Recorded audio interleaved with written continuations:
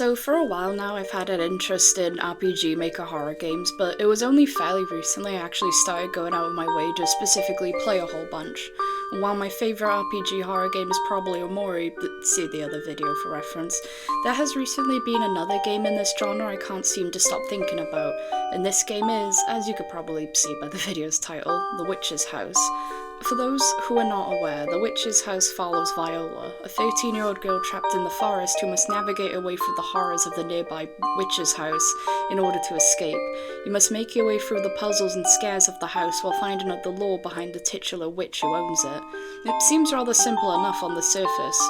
Well, what if I were to tell you that this game has probably one of the best and saddest endings I've seen to anything ever? Today I'll be explaining the plot of the game, discussing its various scares, and analysing just what makes the game's ending so tragic. Now, this video will contain very heavy spoilers, so if you haven't played the game already and any of this sounds interesting to you, please go play it for yourself. It's not very long at all, so I heavily encourage anyone watching this who hasn't played it to go do it, please. You won't regret it.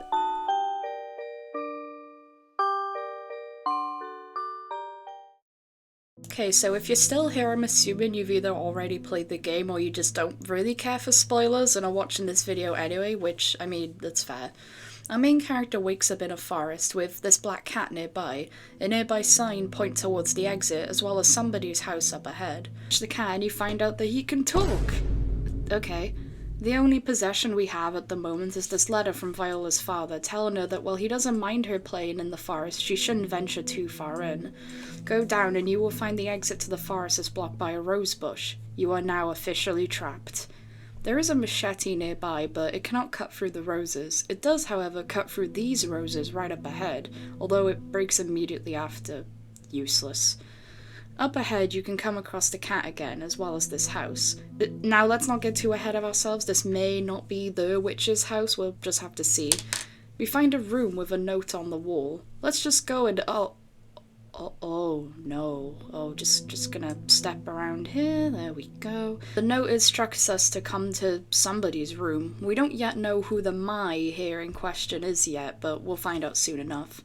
Upon exiting the room, you suddenly find yourself in a hallway. Walking to the left, you'll find a locked door, and on the other side of the hallway is another hallway.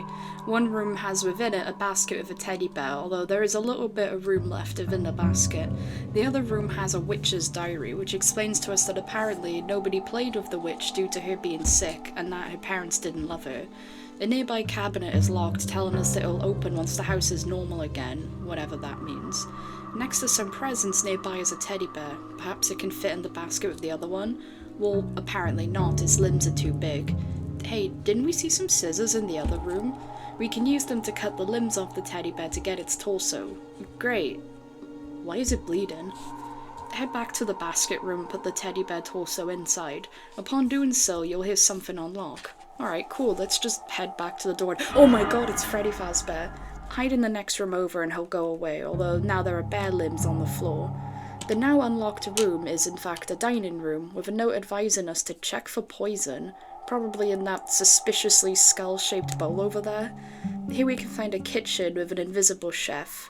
A book here informs us that silver is very useful for detecting poison. Okay, I'll keep that in mind. The note on the door told us we should lend a hand to the cook. Okay, sure.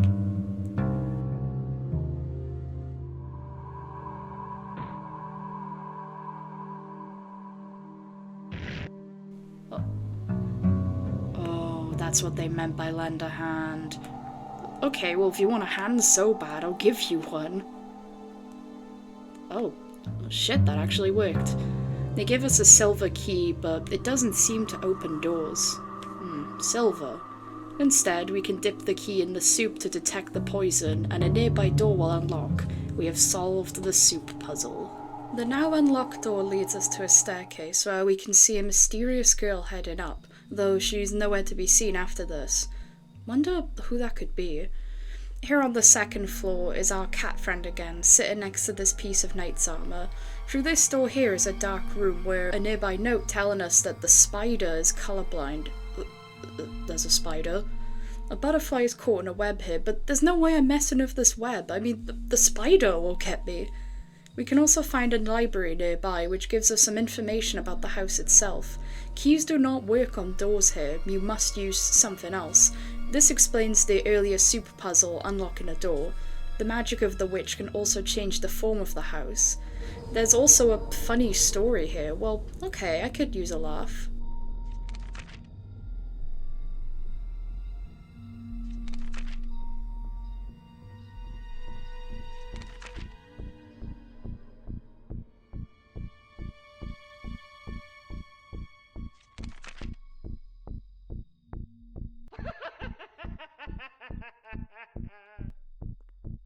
Oh, well, I'm glad someone found that funny, I guess. There's also this newspaper about a double murder in a burned down house. The couple's 7-year-old daughter Ellen is currently missing as well. What was that the witch said earlier about her parents not loving her? There's a person here who's in need of some rope apparently, so we'll keep a lookout for it. In this room here we can find a human head and some glass alongside a butterfly model, which we can't get to right now. There's a bookshelf missing a book over here as well. We can also find a scrap of paper informing us about some rope in a barrel somewhere. Well, we saw barrels earlier in the spider room, so we can look there. Return to the library and give the rope to this person, who will, in return, give you a book of death. Do I want to read the book of death? No, of course not. However, we did see a shelf missing a book earlier, so perhaps we can use it for that. Putting the book away here will cause the glass to open somehow. Head back up to the glass, however, will cause the skeleton to appear now, so we must flee. Head back in and you can safely collect the model, which we can stick to the spider's web in space of the actual butterfly. After it flies away, we can hear a door unlock somewhere nearby. We have solved the butterfly puzzle. Also, looking back in the library reveals this, so I guess the rope wasn't for the books. Ugh. The next floor has the cat up here once again. Next up is this red hallway, and oh no! Next up is the red hallway where we must dodge knives flying towards us. The cat is also right here, and oh my god, he said the thing! This is truly a witch's house. After that we can discover a room with a friendly frog who comes along with us. Yeah, I do like frogs. There's a lever across this narrow bridge which we definitely cannot cross, so the frog must go instead. Thank you, frog. The lever unlocks the next room, which turns out to be this large room. A piece of paper says that a mirror image must be made, and so a mirror image it shall be. Upon completing this puzzle, the next door will unlock. There's another witch's diary entry here talking about how she apparently killed her parents. Perhaps the newspaper entry in the library was indeed about the witch, which, lol, would make her name Ellen. We're also informed not to let anything in the next room distract us, so okay, do not interact with anything in this room at all. This note here simply reads, "It's hungry." The room nearby apparently has something in it that is not visible. Looking through the window will show scales? There's not many options here. Maybe the frog can help? Oh dear. There doesn't seem to be any other option, so...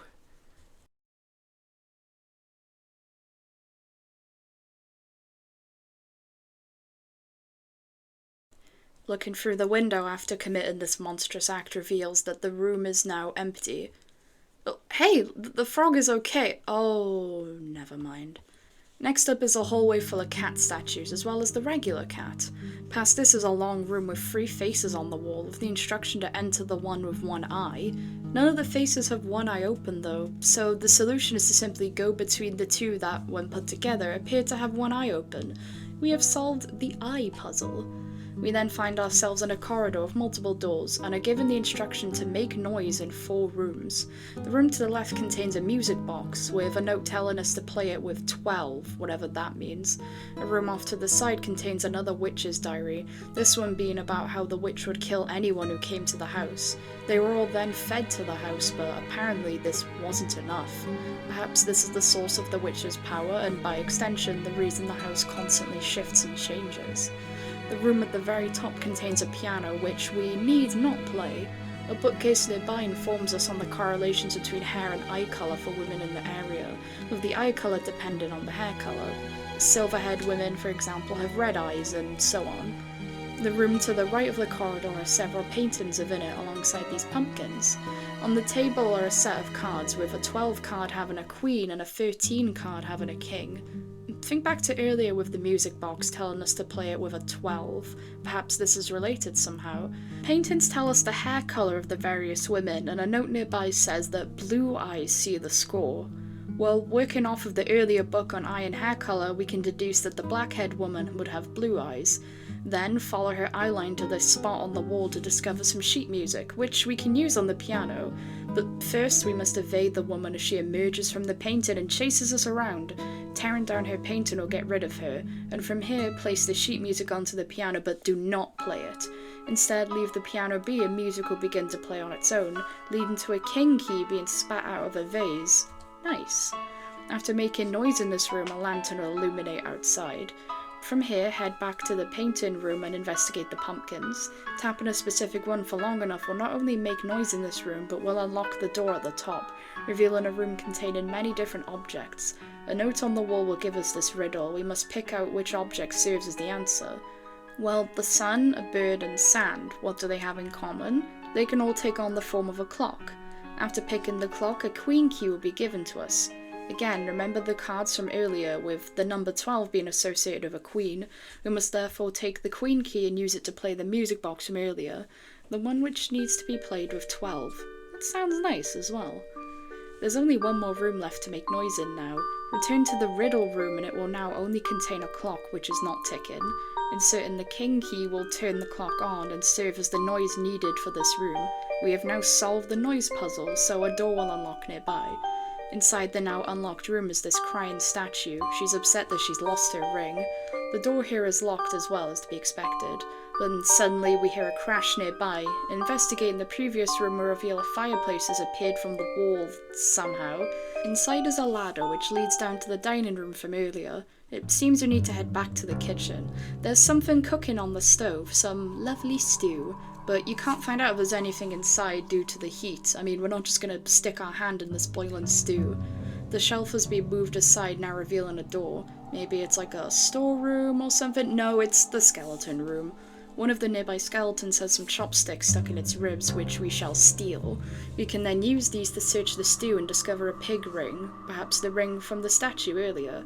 The skeleton is displeased of us, however, for stealing his chopsticks, so we should probably give them back. Okay, the chopsticks were in his ribs, there we go.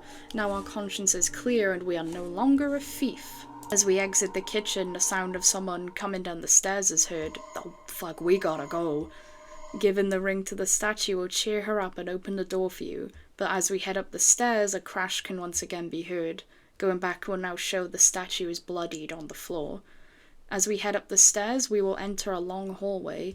Suddenly, something comes crashing out of a window and rushes at us, but surprisingly, the girl we've been seeing throughout appears and stops this creature from attacking before fading away herself. Perhaps this girl is a friend? The next room has within it several dolls. There are 4 blocks, but only 3 dolls. They need to be moved around onto their correspondingly coloured blocks, and the door will then be unlocked. We will find ourselves in a very pretty garden, giving us a real change of pace. The cat sits enjoying some tea on a bench in the centre, and a beautiful flower greets us by the tree. The exit up ahead is blocked by some vines, with a note telling us that birds apparently eat greenery, so we need a bird. The room on the left has some yellow flowers enjoying a tea party, and they're discussing their hatred for the white flower. If someone killed her, these flowers would share their pollen, apparently. However, a message then appears nearby telling us that if we kill the flower, we'll die too. The doorway down here leads to a completely black room, which we cannot navigate yet. The next witch's diary entry can be found nearby, describing how her next visitor was a girl with golden braids. Oh no. Next to the 3 beds underneath a table, we can find a skull. Sure, I'll take it, why not? To the right here is a dungeon area. At the top is a small room with a deep hole, and a nearby hallway is also blocked by greenery. On the table is a book describing the different flowers that can be found in the garden. The white flowers are the most beautiful, and their petals glow in the rain. The red grass gives good advice but always lie, and the yellow flowers give pollen that serves as medicine. A cell nearby has a guy who really needs medicine, so we should probably get some of that pollen, but to do this we'll need to kill the white flower. The cage nearby does seem to have a bird, but we can't open it right now. The red grass here gives us some advice on how to kill the white flower. Apparently, the best way is either uprooting it or cutting it up, or plucking and uprooting are both good, or it's none of these and we should just give up on it. Ugh. Okay, you know what? Let's just pluck the flower and hope for the best. Oh, hey, it worked. We can now not only collect the white petals, but the yellow flowers will give us some pollen in exchange for this evil act. Return to the dungeon and there'll be a skull on the table now. Sure, I'll take that. Attempting to give the pollen to the man in the cell will upset him greatly as he cannot smoke it. He angrily bangs on the wall, causing the cage to fall over. We can now open the door and free the bird. Nice. The writing on the wall informs us very helpfully that it must be smoked and that something is hidden in the dark. Well, that pitch black room from earlier should be a good place to check, but first we'll need a light source. The vines blocking the room at the back are gone, giving us entry. Inside is a countdown. Oh, shit! There's poison here that can only be passed through with colourless shoes. There's also a book about a skeleton soldier. He looked forward, right, left, from the centre. In this barrel is another skull. We know the drill by now. We can then collect a little bottle as well, which will be useful later. The hall to the dungeon is now also open, since the greenery was eaten. In a vase we can find another skull, and then forward we find a room full of skulls. From the centre onwards they face from the front, right and to the left. Ah, I see. Placing the skulls in the right order and pull the lever will fill up the earlier pit with water. Well, time to go collect some, and nope, never mind, the skeleton appears once again. Go to the pit room now and collect some water, then drop some petals into the bottle, and now we have a light source. There's also some tadpoles nearby and... Oh, he was eaten by a snake. I wonder how that happened. Go into the dark room will reveal a kind of labyrinth, with the limited vision making it hard to navigate around. Searching around for a bit, we'll find a wristwatch. Maybe that'll be useful. Now let's just go up, for God's sake. Eventually, after passing a bunch of statues, we find a pipe at the end of this maze. But as we head back, the statues will slowly begin to chase us. The corridor leading to the exit has suddenly become the 5.5-minute hallway, and if that's not bad enough, our light jar will suddenly break. But we are eventually able to escape the maze and can go give the pipe to the dude from earlier. Upon getting it, he vanishes and the other cell door opens. The red note on the wall now reads, "After I hid it so well." Inside the other cell is a pair of red shoes alongside a note telling us to let them bleed. Upon leaving the cell, we see a headless vision of the mysterious girl walking away. Writing on the wall invites us to wear the shoes, so yeah, sure, why not? You'd think I'd stop listening to the house by now, at this point. The house told us to let them bleed, so how about we just instead wash off the shoes? Doing so will reveal that they are glass shoes, which will give us immunity to walking on the poison. Now it's time to— oh my fucking god. Putting on the shoes allows us to walk on the poison. There is a door off to the side here, but don't enter it yet, that's for later. At the end of the hall, the shoes will break, and we find ourselves in a room with another witch's diary. The cat asks us what we believe a friend is, and the diary reveals to us that the witch decided not to kill Viola, as she would apparently save her from a sickness. The witch instead befriended Viola. It seems that the two of them are already acquainted then, but what exactly was the witch planning to do with Viola? The room ahead is a large medical supply room. Likely all this stuff was used by the witch for his sickness. We can find a cute little bottle here, which is the solution to melting the roses outside. Now we have the means to leave the forest, but first we need to pick up this doll's head that's thrown through the window. Oh, and also we need to escape the eyes. Heading back reveals the poison is now gone, so we can enter the side door safely. Inside is a doll's body, which can be combined with the doll head we just picked up.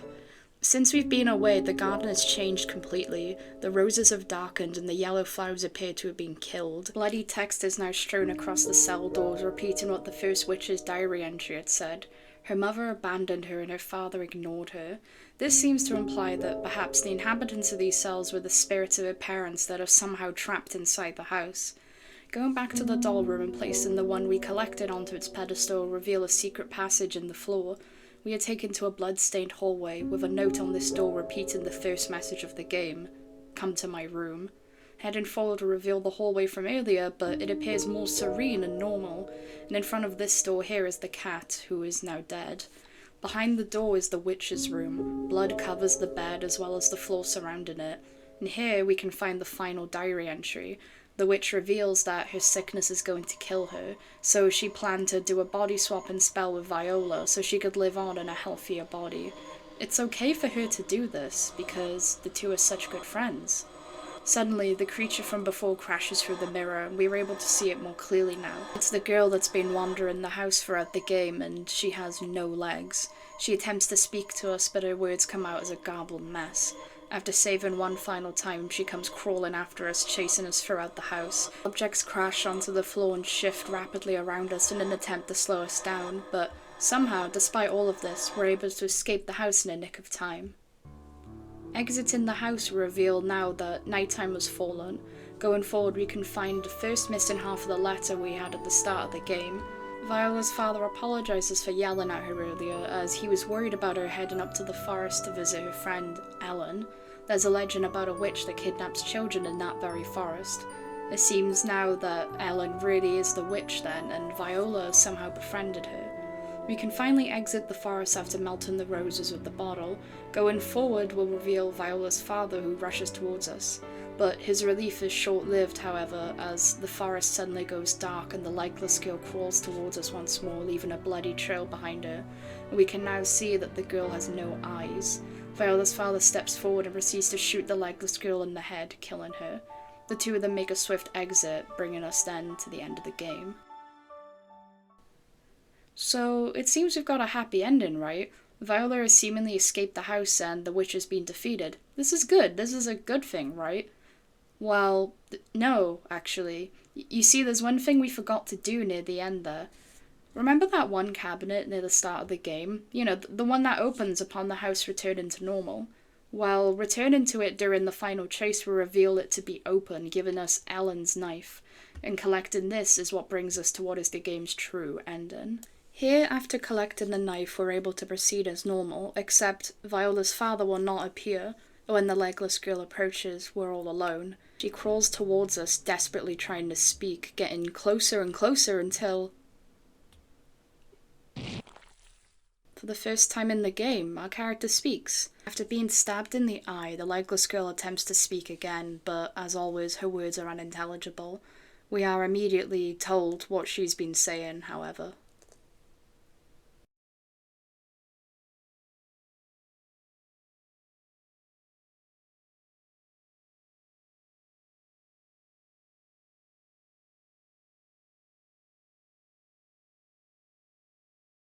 It's here where we learn the truth about who we've been playing as this whole time. As it turns out, the body swapping spell has already happened before the game even began.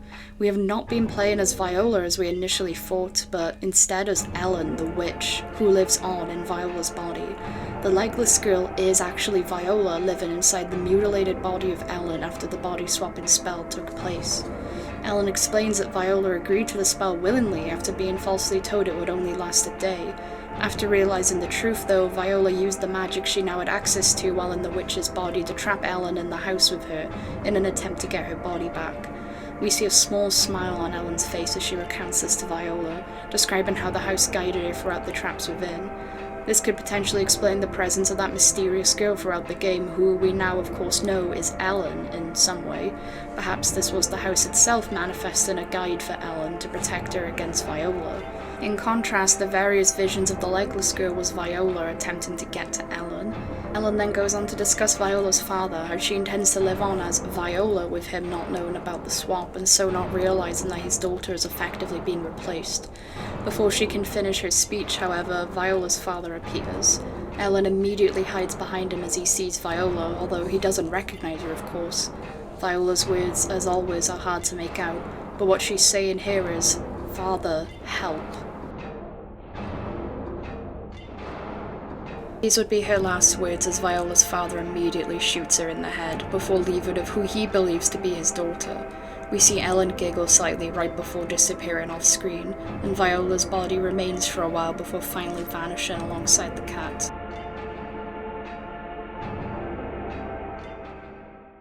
That isn't even the end of it as well.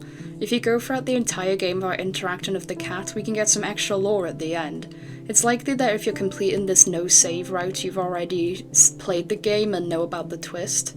Before entering what we now know to be Ellen's old room, we meet the cat, who is in fact not dead. He talks about how Ellen didn't really need his help, as the house has been guiding her throughout due to recognising her as its true master. He then decides to leave as the magic has gone to Viola and as such will disappear when she dies. The cat's name then changes to reveal that he is a demon, and he bears farewell to his faithful witch.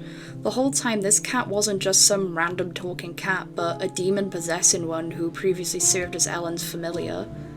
Upon entering Ellen's old room, the narration is changed to be that of a first-person recollection from Ellen herself. The diary entry is also changed, giving more context behind the events leading up to and after the body swapping spell. Ellen knew that Viola would say yes, due to her trust in nature. She also knew that Viola would not be able to handle the pain of being in Ellen's deteriorating body. She decided to give Viola a throat-burning medicine to stop her from screaming too loud. And, as if that's not bad enough, Ellen was the one to mutilate her own body by cutting off her legs and taking out her eyes. She did this to ensure that Viola, when in her body, would certainly die in despair. The chase after this is devoid of the usual tense music, which I think is fitting. By this point we already know about the plot twist of the game, so this chase has a different tone to it. It's no longer a terrifying last escape from this evil witch chasing us down. As well as this, there's a secret ending, where if you stand still at the start of the game for a full hour, the roses will simply vanish by themselves. Viola inside the house has died, and so the magic disappears. Here, Ellen knows that Viola's not going to last much longer, so she simply chooses to wait around until she dies, all alone, trapped inside the house. The entire time we've been under the impression that we've been playing as this innocent girl trying to escape an evil witch trapping us inside her house. Instead, we have in fact essentially been playing as the villain, with the supposed witch actually being a girl who was tricked into losing everything, and who is now desperately trying to chase us down in an attempt to get back what's rightfully hers. However, there is no ending where Viola survives. She was effectively doomed the moment she initially stepped foot into that house and decided to befriend Ellen. Viola did nothing wrong. She couldn't have known that the person who she saw as a friend would be the one to tear her life apart. Her only mistake was being kind enough to offer who she thought was just a poor sick girl a chance to spend a day in peace. The Witch's House is a terrifying story about trusting the wrong person and paying dearly for it. In a way, it's like a really twisted fairy tale. However, while a fairy tale likely would have ended with the protagonist winning against a wicked witch and escaping, this story ends on a depressing note. There is no good ending possible for Viola, and Ellen will always end up winning. It's a deeply tragic ending for such a terrifying game.